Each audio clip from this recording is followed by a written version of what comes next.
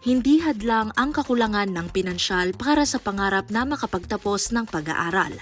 Ito ang muling pinatunayan ng pamahalaang panlalawigan ng Nueva Ecija matapos ang pamamahagi ng Educational Financial Assistance Program o Stipend Distribution sa bayan ng Quezon, Nueva Ecija.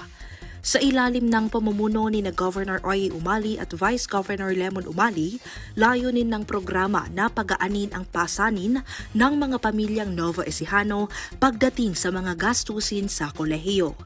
Para kay John Prince, isang mag-aaral mula sa Finma Arroyo University, malaking tulong ang natanggap niyang allowance para sa kanyang tuition fee.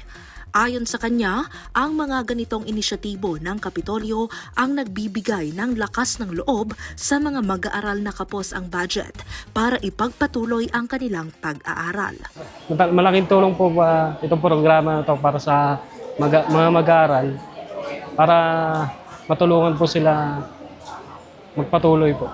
Ganito rin ang naging pahayag ni Jonel An na isang first-year student mula sa Wesleyan University of the Philippines. Anya, bilang nagsisimula pa lamang at nag-a-adjust sa buhay kolehiyo, malaking bawas isipin ang naturang tulong para sa kanyang mga libro at iba pang bayarin sa paaralan.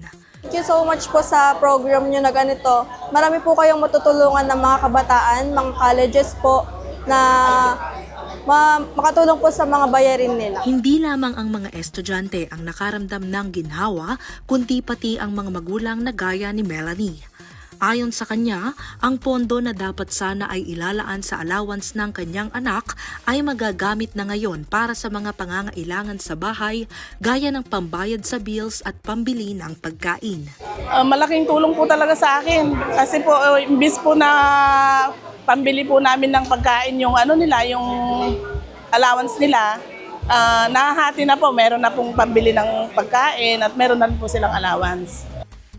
Para naman kay Stephanie, isang third-year student mula sa Nueva Ecija University of Science and Technology, napapanahon ang tulong dahil sa dami ng gastusin tulad ng research project.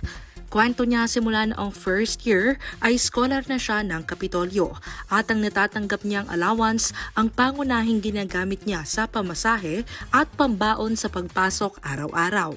Nagpapasalamat po ako kay Umali po, kay Gob Umali na nakasali po ako dito sa scholar na to simula po nung first year hanggang ngayong third year po ako. Malaking tulong po para sa akin to sa lahat po ng ginagastos ko sa school. Sa pamamagitan ng programang ito, patuloy na binibigyang prioridad ng Kapitolyo ang edukasyon ng mga kabataang Nova Ecijano upang masiguro ang kanilang magandang kinabukasan. Kasama sina Jerome Tikia at Jeremy Ramos, ako po si Carmel Joy Miguel nag-uulat.